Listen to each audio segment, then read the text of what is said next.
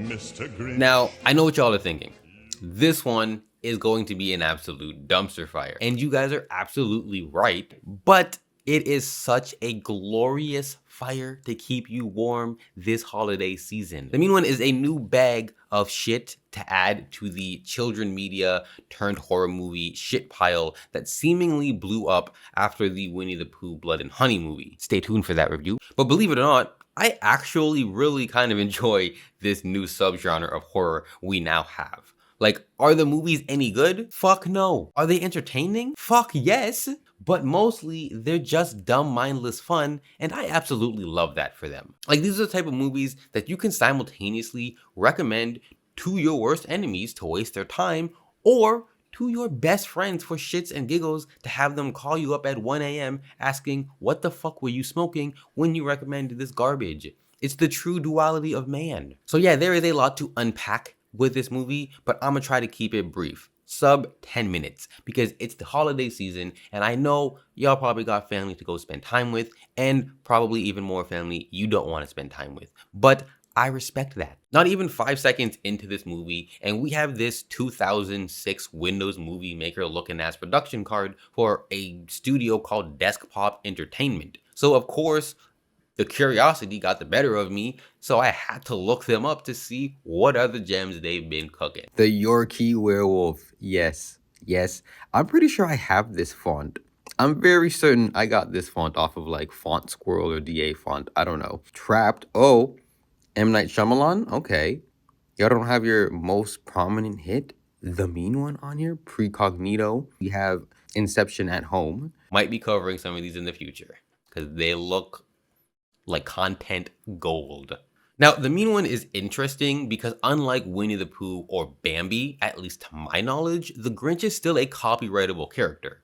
So throughout the film, they have to avoid calling him the Grinch. And so the entire film, they treat the name kind of like a Voldemort. Characters will just not say his name, but also some characters who do go to say the name will just be cut off entirely by another character yelling over them. And I'm not gonna lie, I kind of enjoyed this, knowing the reason why they were doing it. So the movie starts off, and of course, we have a rhyming narrator to tell us the origin of both Cindy, who gets no last name, but obviously it's Who, and the Mean One. I can't say the Grinch, remember that. So the story goes, Cindy catches the Mean One in the act of stealing her Christmas gifts and decorations, just as we all remember from the original source material. Except in this iteration, Cindy's mother also comes downstairs and sees the Grinch. Except in this iteration, Cindy's mother also comes downstairs and sees our would-be thief. A fight ensues between Cindy's mother and the Mean One, which ends in Cindy's mother accidentally getting knocked over and skewered through the neck by a Christmas decoration. Now, I don't think this would actually be a fatal injury, or like maybe not as fatal, like not instantly fatal, but I'm also not a doctor, so I'm just blowing steam out of my ass on this one.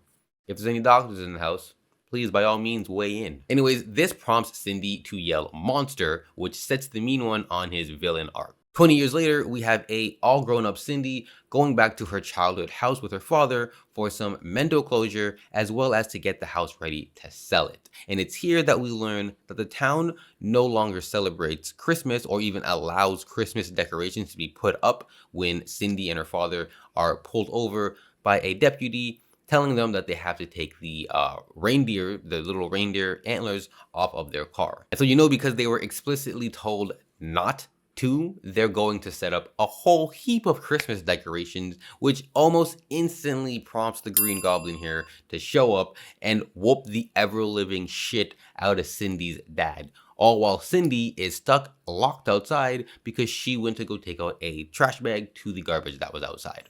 And just like that, the Grinch showed up to whoop some ass. And as he did with merrily glee, he also made sure to steal the lights, Christmas stockings, and their Christmassy tree.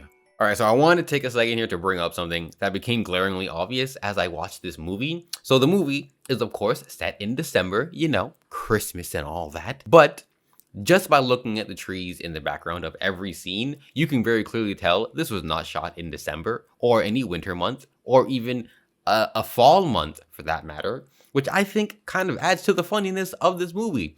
Because to compensate for this, the editors just put this cold, washed out color grading to make everything look like it's actually cold. But then at the same time, there are literal fully green trees in the background. Like, look at this scene here. There's very clearly blooming green leaves on every freaking plant, not an ounce of snow in sight. No one's breath is clearly visible as they speak or breathe. Like, I think it's pretty obvious that this was shot in the middle of summer. Now, you could argue that this might take place in a city or a town where things don't get very cold during the winter, but a lot of the scenes are set up to make it seem like it is cold. And later on in the movie, there are a couple scenes with very obvious fake snow.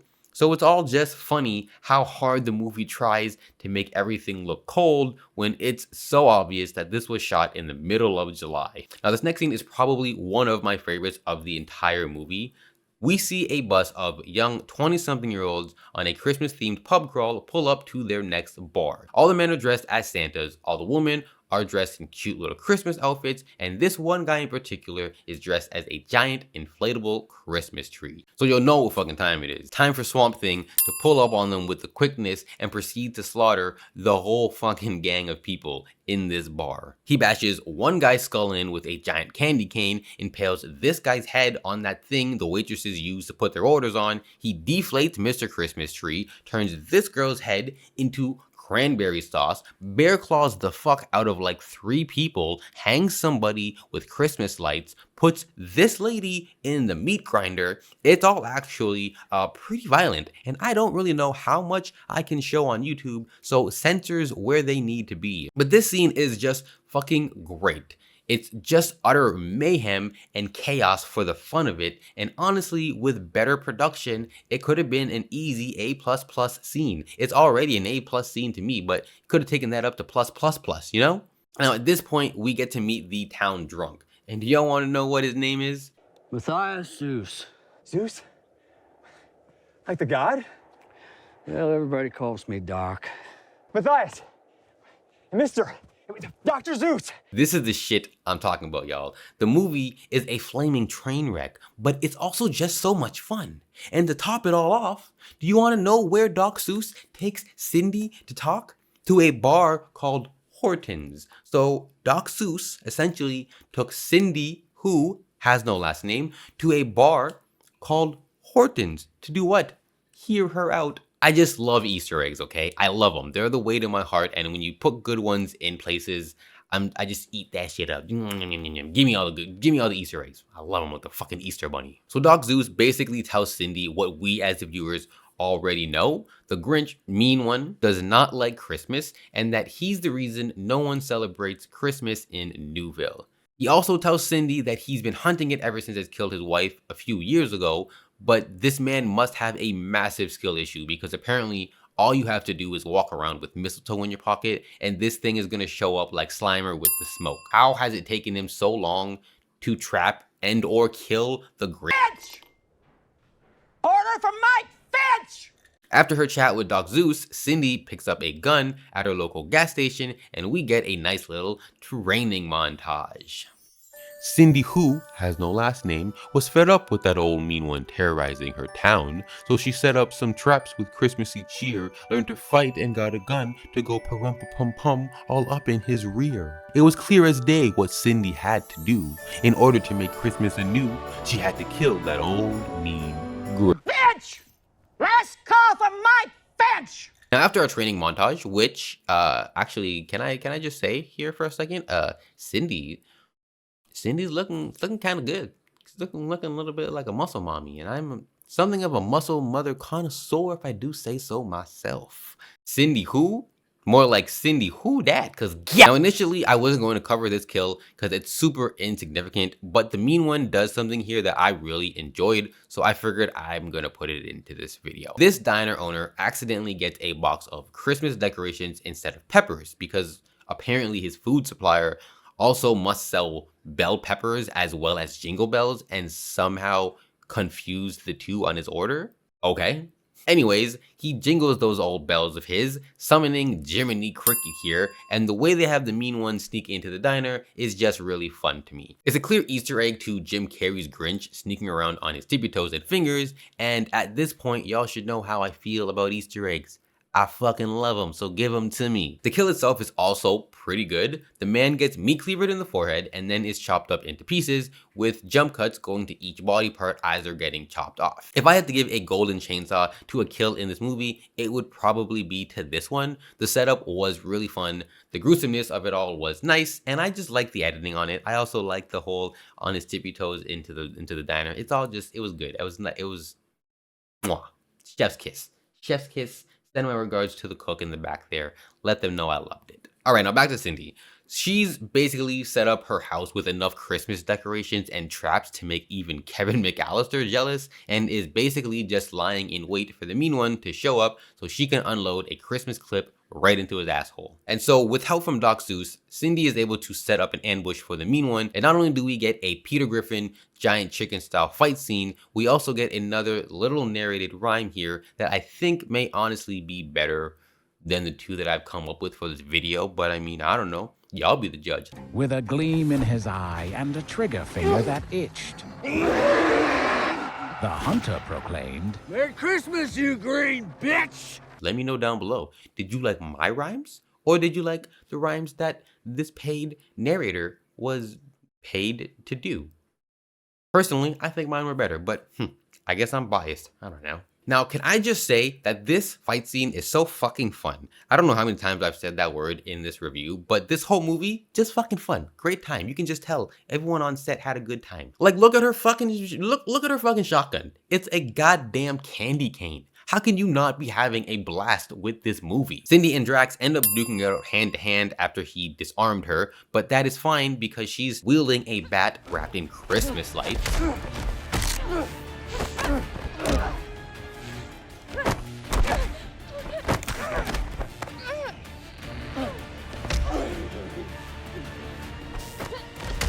She's eventually disarmed again, but that's fine because she's prepared for that too and throws a fucking Christmas ornament explosive at him. This is one of the best culminating fight scenes I have ever seen in a long time. Now, making her way back inside the house after blowing up Shrek with holiday cheer, the fight continues as the mean one quite literally gets the drop on Cindy by pulling the rug out from under her and then delivering some absolute holiday haymaker bitch slaps. Luckily, Doc Seuss is still up and running though because he's able to temporarily stun the mean one by playing some loud Christmas music over a police car's speaker system. Cindy is then able to use this opportunity to light some tinsel she had hidden underneath the rug that leads straight to her explosive Christmas tree, which blows up the entire living room like some fucking holiday dynamite, knocking down both Cindy and the mean one.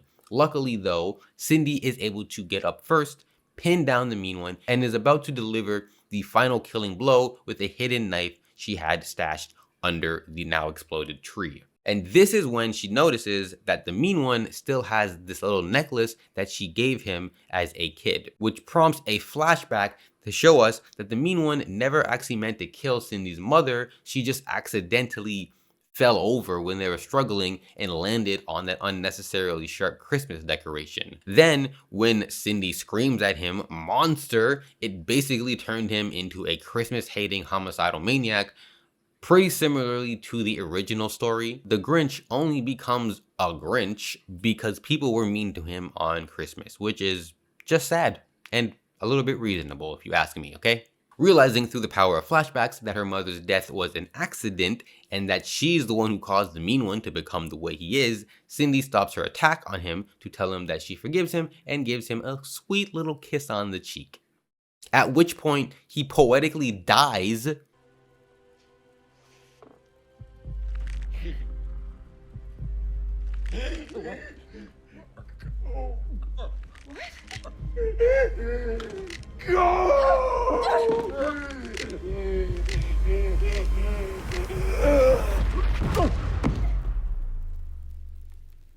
Because his heart grew 3 sizes larger and explodes out of his fucking chest.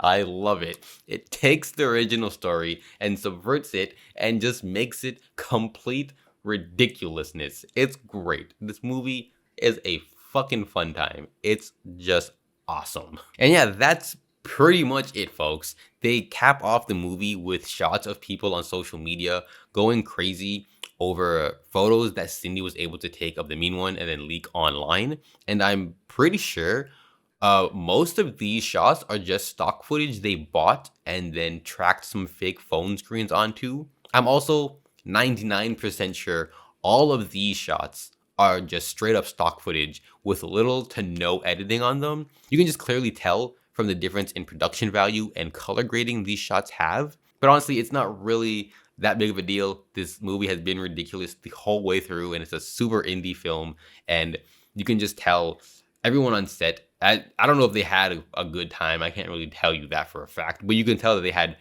they didn't take the movie seriously. They had a fun time on set. No one is overacting here. They delivered exactly what they needed to perfectly. Like, this shitty little indie movie is 110% more enjoyable to watch than Tarot or the American Society of Magical Negroes, and for the most part, the plot makes sense, and surprisingly doesn't have nearly as many plot holes as the movies I just mentioned, which is just pathetic for those large, big budget studio movies. Like, there was actually a lot of plot stuff I didn't include in this review because I kind of want you guys to go watch it yourself. Like, for example, there's a whole like town-wide conspiracy between the sheriff of the town and the mayor of the town, basically hiding the existence of the Grinch from people and doing, you know, some other shady shit behind the scenes. So yeah, I would say give this movie a watch if you're into super indie schlock. Like, you could probably turn it into a drinking game with friends if you really wanted to. It's just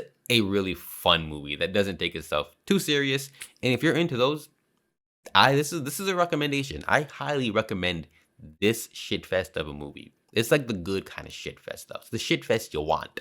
Anyways, though, I am off of this one. Go ahead, like, subscribe, hit the bell, because after you subscribe, YouTube has this really shitty habit of not showing you the videos of the person you just subscribed to on your homepage anymore, because they prioritize showing you new people to subscribe to. So yeah, go ahead, hit that bell, please and thanks. I've been doing it for the people that I'm subbed to help me better see their videos as they drop, because I've noticed when I subscribe to people, they seem to disappear off my homepage, which is counterintuitive to subscribing. So yeah, do all the things. I'm off for this one. I'm out of here. I will catch y'all next time.